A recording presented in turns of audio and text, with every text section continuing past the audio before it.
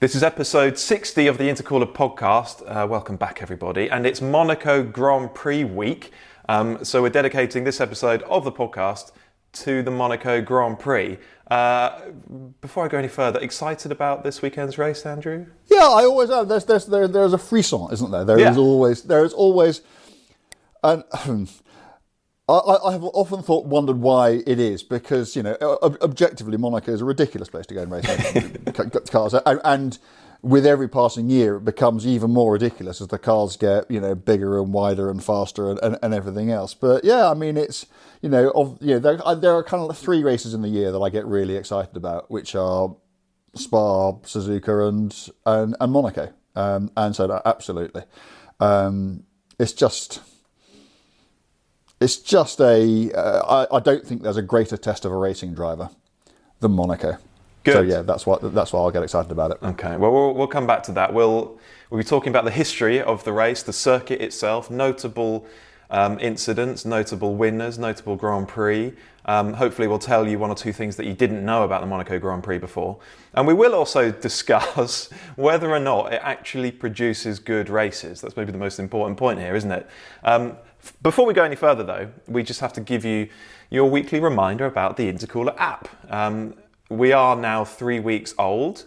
As of today, 3 weeks old. And, well, let me remind you what it's all about. It's a new kind of digital car magazine. It's the first car magazine of its type. It's ad-free, and it's delivered as an app, a mobile subscription app with daily updates. And every day, there'll be at least one great story on there written by a top draw car journalist, or it might be a racing driver, or it might be, a renowned engineer. But somebody will be writing something interesting about cars, motorsport, engineering, or the people in the industry. And the response so far, we've just been so encouraged by it.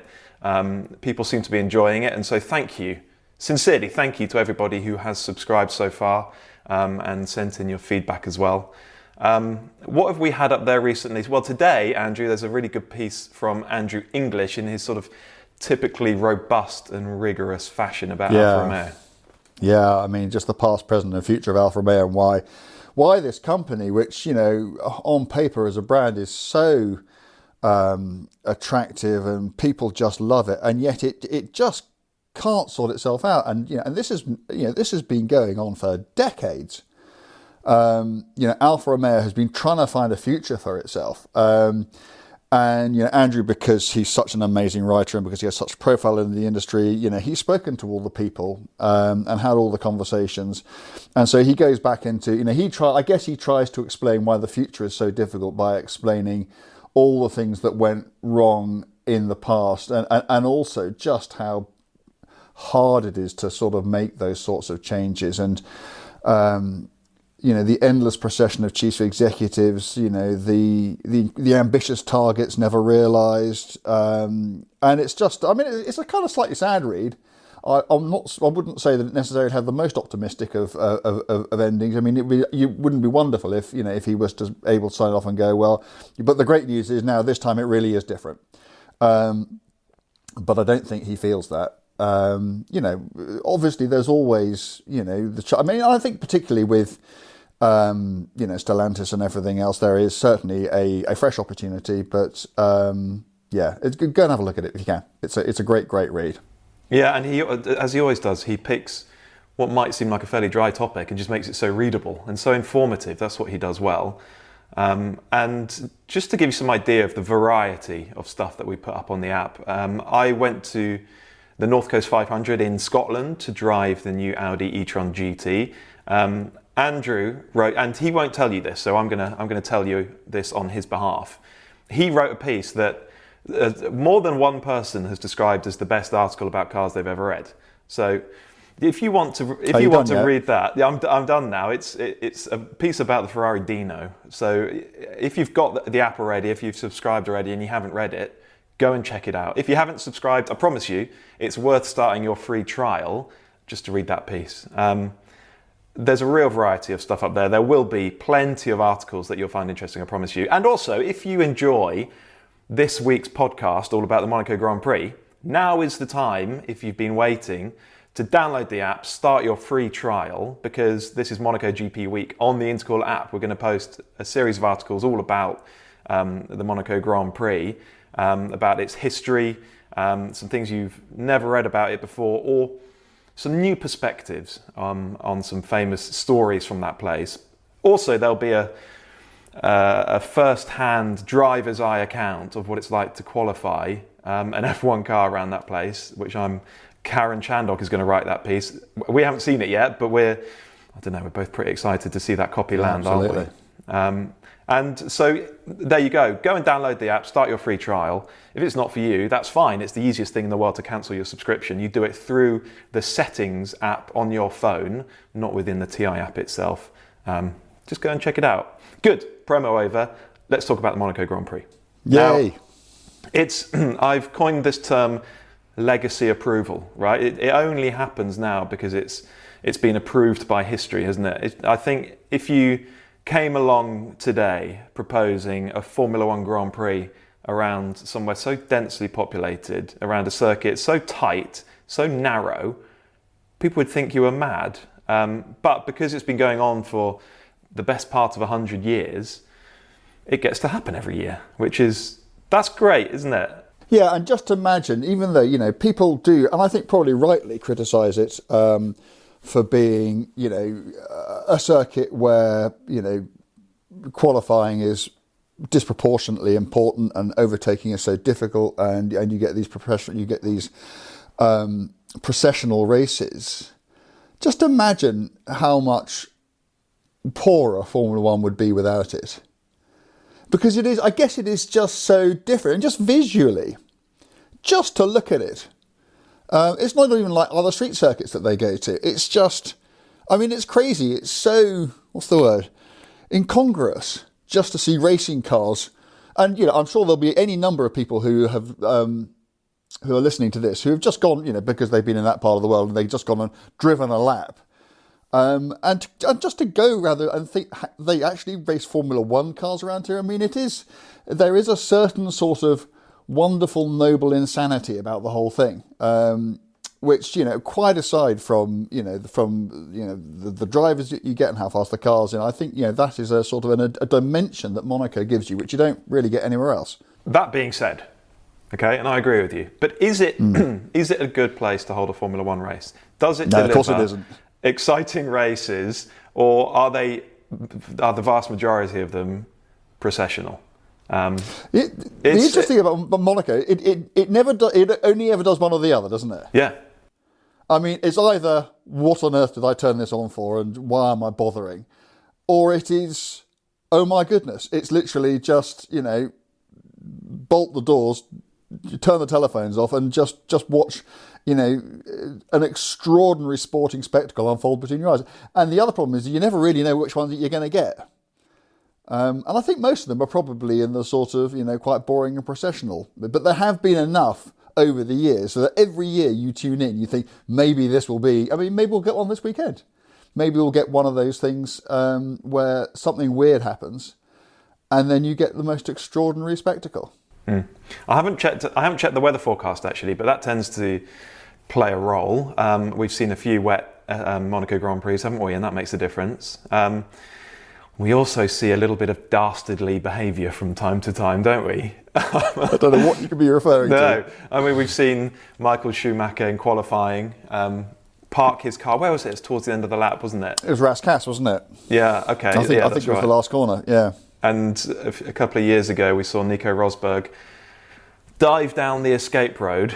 Did he mean to? Don't know. That's part of the fun of it, isn't it? I had such an argument. Who did I think it was Harris. I had such an argument with someone over that. I was kind of in the Nico camp. I was in the sort of innocent till proven guilty camp, and he was absolutely not. He's completely bagged to rights. Yeah, the point being that if you dive down that escape road, because the escape road is now occupied, the yellow flags have to come out. So the bloke behind you has to slow down. Has to slow down, and their quali lap is ruined, lap. And you're on pole. Yeah, it's. I don't know. You're quite right. Formula One would be a poorer place without this circuit, this event. Even if the races tend to be a little bit processional. There are so many flashpoints and talking points as a result of this Grand Prix that Formula One just kind of needs it, doesn't it? Now, you, talking of processional races, lack of overtaking, you posted a clip, not from the Grand Prix itself, but the historic Grand Prix recently. It was a couple of weeks ago, wasn't it? And we saw Jean Alesi and Marco Werner in a couple of 70s F1 cars, a Ferrari and a Lotus, respectively. Yeah. And it proves the point about how difficult it is to overtake around this place, because Werner was behind Alesi, looking the much quicker car. He was on his tail. I think Werner was on pole.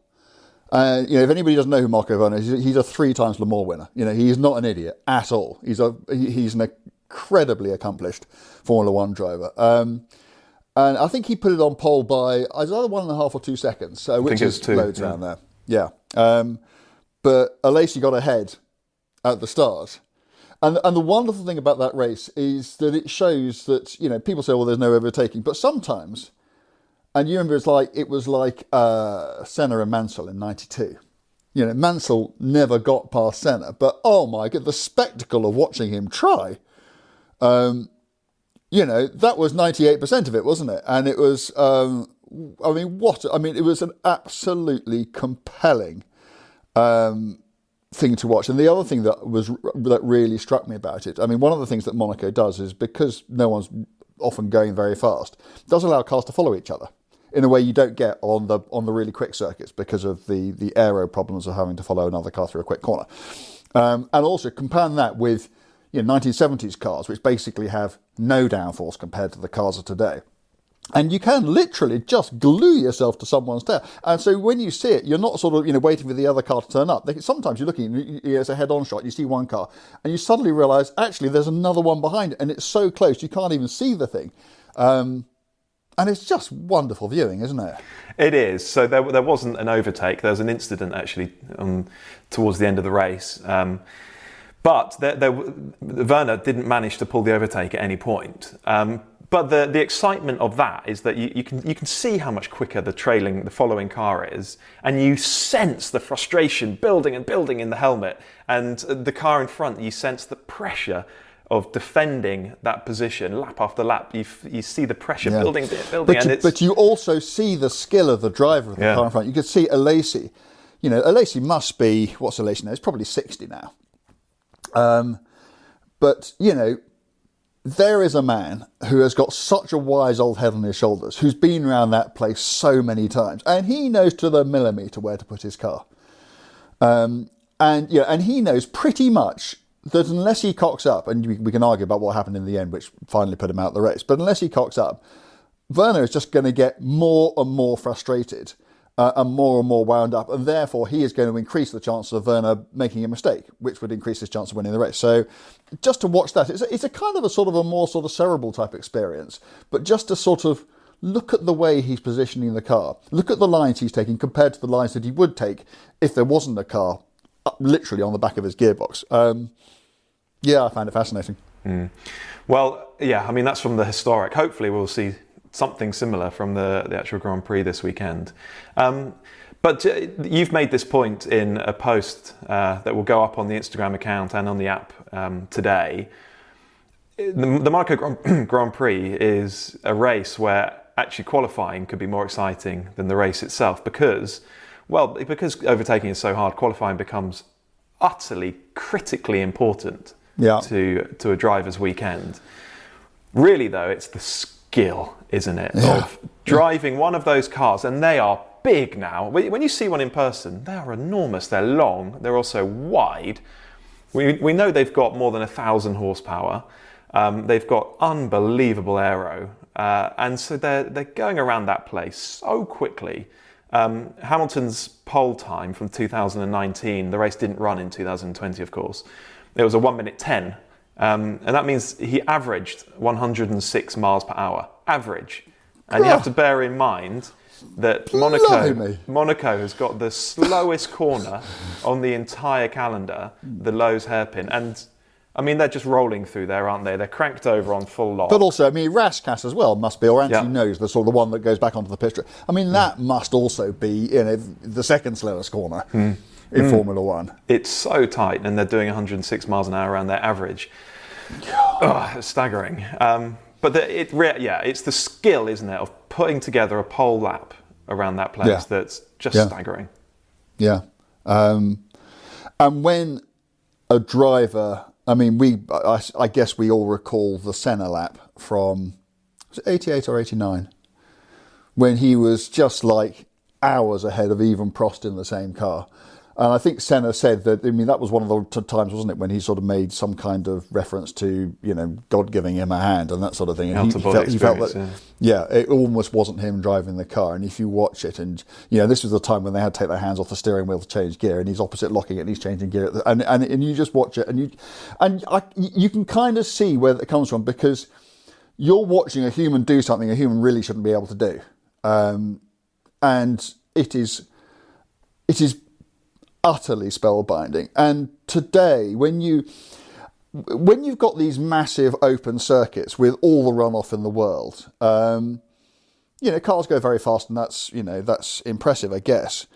But a lot of the time there are no consequences other than maybe a few tenths off your lap time, or maybe you'll even have a little bit of a spin, but there aren't really any big consequences to getting it wrong.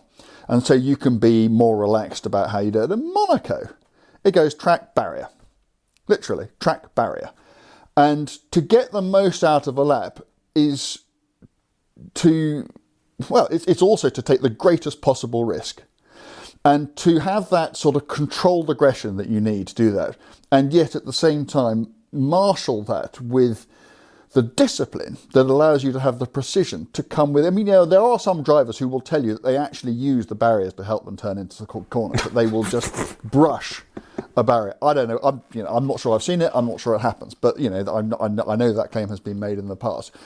But even if you see them and they are coming, it's not inches away, it's centimeters, it's millimeters away. It is. If you are kind of a student of motor racing or an observer of motor racing, and you just want to watch talent and skill in its most easily observed form, because that's the thing, is you can just see so clearly, because cars aren't doing big opposite lock slides, so you can't enjoy cars for the the way they used to drift or anything like that, but you can at Monaco see the skill in a way I don't think you can see at any other circuit, and it is mesmerising. That's very true. Yeah, a big, wide, expansive, purpose-built circuit. You can't appreciate the millimetric precision of a pole lap, can you? You really can't, because to the eye, it just appears that most of them are doing broadly the same thing. But at Monaco, through the swimming pool sequence, for instance, it's a really quick sequence of left, right, it's sweeping bends, and they're so close to the barriers. The commitment on the way in. Oh, yeah, I mean, qualifying is maybe more exciting than the race around that place. Can be, certainly. I just want to quote a little bit of your work back to you.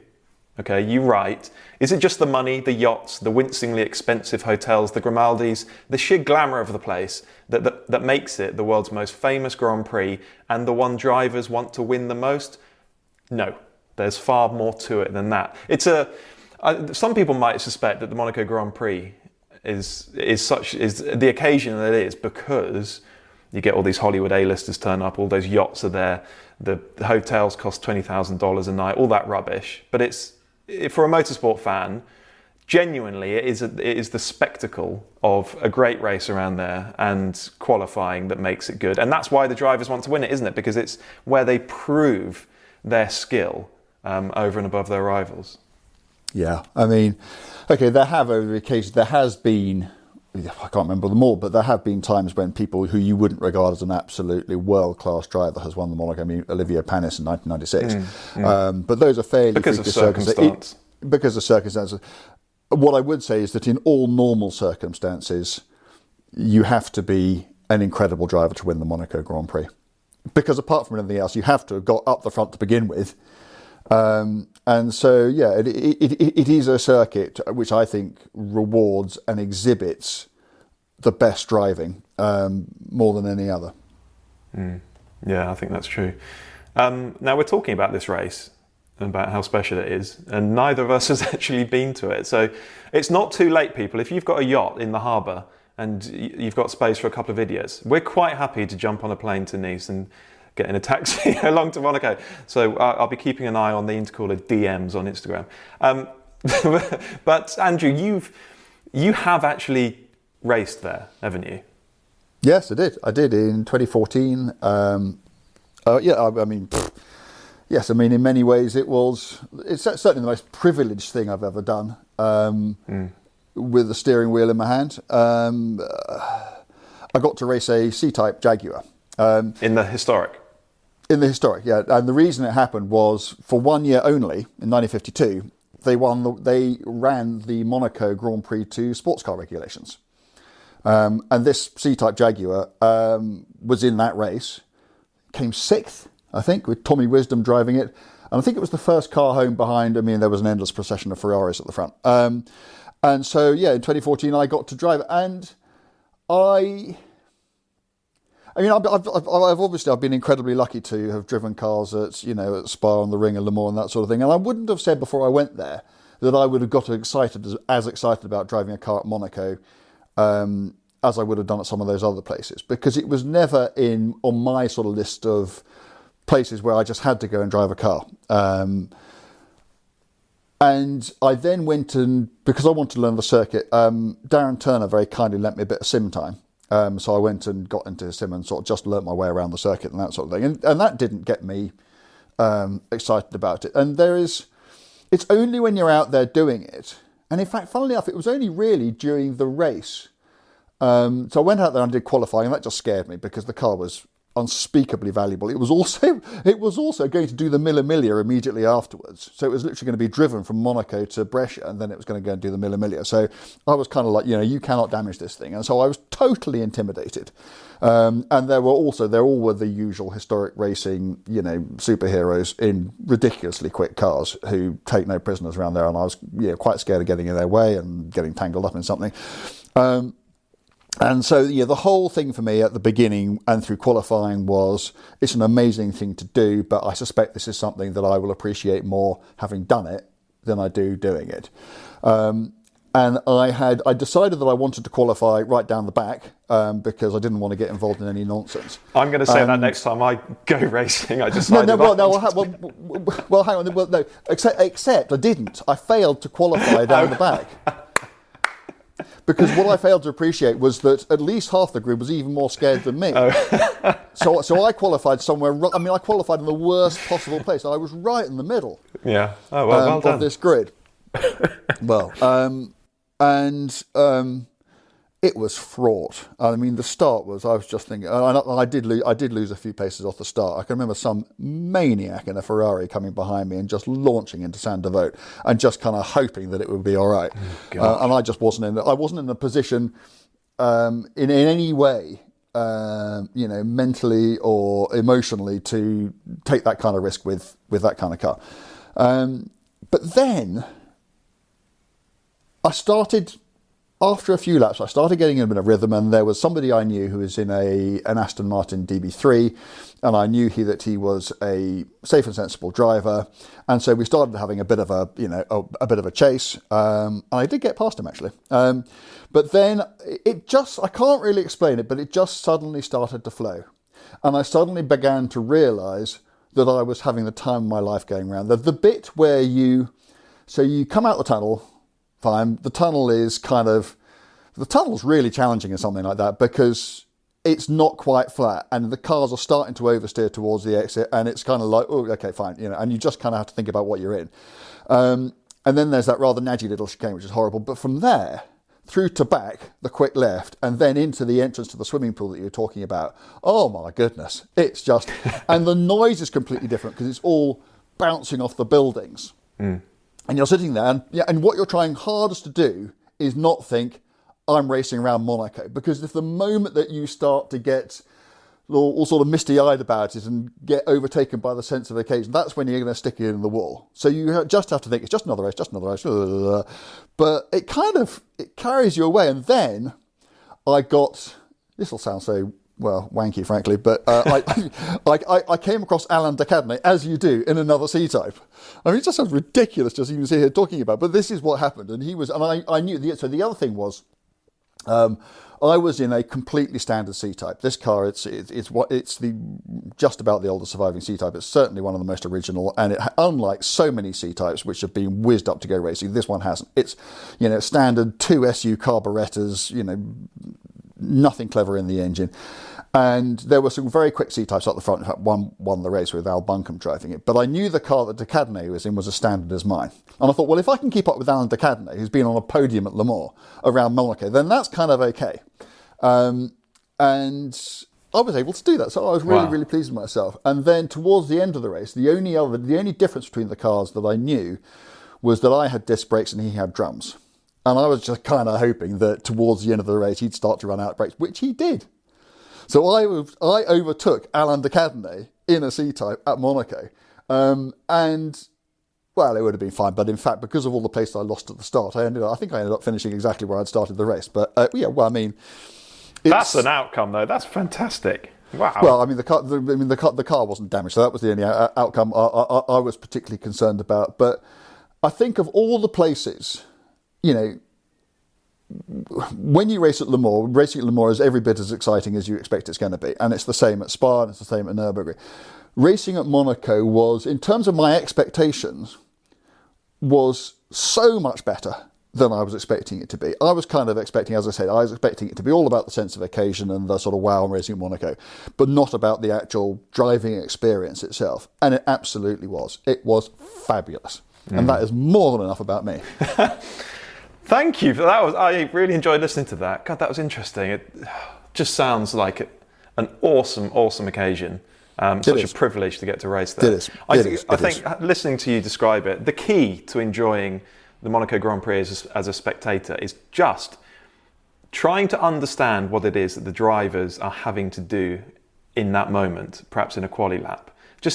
And that's where we need people who have done it to try and describe it to us, isn't it? That's why we need Karen. Yeah, that's why we need Karen Chandok to write this piece, and hopefully that will help do that job. God, I'm looking forward to reading that.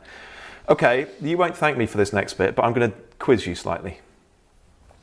Yes, I'm going to say now that I have prepped for completely the wrong podcast. I've got lots of notes here. For next week's episode. For next week's episode. Because we were deciding whether to do a Monaco one or a something else one. And for some reason I got in my head we're doing the something else one. So believe me, next week I'm going to be all over it. But this week... So this really is coming off the top of my head. So for all the stuff I get wrong, apologies in advance. Well, I think you're going to surprise yourself. Okay, where should we start? 2 cars over the years have ended up in the drink in the harbour. Well, I know what one of them is. I'm trying to think of what the other is. Okay, so can you name one of the drivers? Yeah, Ascari in the D50 in the Lancia. Good, well done. This is according to Wikipedia, so I'm going with it. Someone will have to let us know if it's actually wrong. But Paul Hawkins. Oh, yes. Australian. Yeah. Very good driver. Really? Killed at Alton Park in 1969, a Lola T70, unfortunately, yeah. Wow. Yes, I think he did, didn't he? Hawkeye. Yes, he did. He did end up in the drink. Yeah, there are photographs of it, just tumbling into the water. That must be a frightening moment. Although, were they strapped in then? Maybe not. No harnesses at that point. So what year did Hawkins? I mean, Ascari certainly. It was 60s. Wouldn't have been. He probably no. He probably wouldn't have been. No, he might have come out of the car. I mean, I think Ascari. He might have broken his nose, but he certainly popped up and swam to a boat and got fished out. Yeah. Okay. And handed a glass of champagne. Graham Hill. Mr. Monaco, how many did he win? 5. Well done. But the record belongs to who with how many? Michael, I would think. No. No? No. Oh, no, it's not, but I will just check how many Michael Schumacher won. He won 5, so he matched Graham Hill. So someone has won 6. Lewis hasn't won 6, has he? No, Lewis hasn't won very many. I think Lewis has only won 3, actually. 3, yeah. Same as Nico Rosberg, which is interesting. You'll kick yourself. So, the answer is really obvious. Senna, presumably. Yeah. Okay. He's won 6. Okay. Yeah, okay, good. What else have we got then? Let's talk about the 1982 race. And you'll remember who won it. Yes, I do remember who won it. It was his first Grand Prix win. Yeah. Okay. Well, do you know what? It's so complicated that I'm just going to read it out to you, because it's Look, can I have a stab at it? Okay. Because I want to have a stab at it. Okay. Okay. And then you tell me how wrong I'm going to get it. It was the craziest finale to a Grand Prix ever, surely. I don't know if that can be up for debate. So go on. Okay. So René Arnoux led the first bit, and then Prost led for a long time, and Prost was going to win it until he stuck it in the wall. Yeah, wet track. And then Patrese found himself leading and absolutely going to win, but then he spun and fell off, which let through someone like, it was either De Cesaris or Derek Daly, or Pironi. Yeah. Okay, I can't do this. What I can tell you is that at one stage on those last lap or two, Patrese was leading and then spun out and clearly wasn't then going to win the race. And then any one of Daly, De Cesaris and Pironi was absolutely going to win the race until they either ran out of fuel or broke down. And in the end, the one person who was absolutely not going to win the race, because he'd already fallen off, Patrese, got back on and finished the race. And it's the only race where the people who came second and third didn't cross the finishing line. They both retired. But they were second and third on the run at the finish. Am I anywhere near? Yeah, you are very near. You are. And Patrese was only able to win because he bump started his car to get it going again. Where was that, on the run down to the hairpin or something? It was the run down. Did he not bump start it in reverse? Was he not pointing the wrong way? I've got a funny feeling he might have bumped it in reverse. That might be my brain playing tricks on me.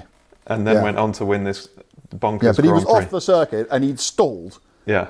And he still won the race. It's amazing, isn't it? That is bizarre. I think Murray said, actually not that long ago, Murray said it was in all his years of going and watching motor racing, and don't forget Murray was watching motor racing almost until the day he died. It was the maddest thing he'd ever seen. Yeah, just phenomenal. It's on YouTube. You go and find it. 1982 Monaco Grand Prix. Incredible. Okay, let me tell you a couple of other things that you might not know. It takes 6 weeks to erect the circuit, barriers, grandstands, pit garages, all the curbs and stuff that have to go down, and 3 weeks to pull it all down.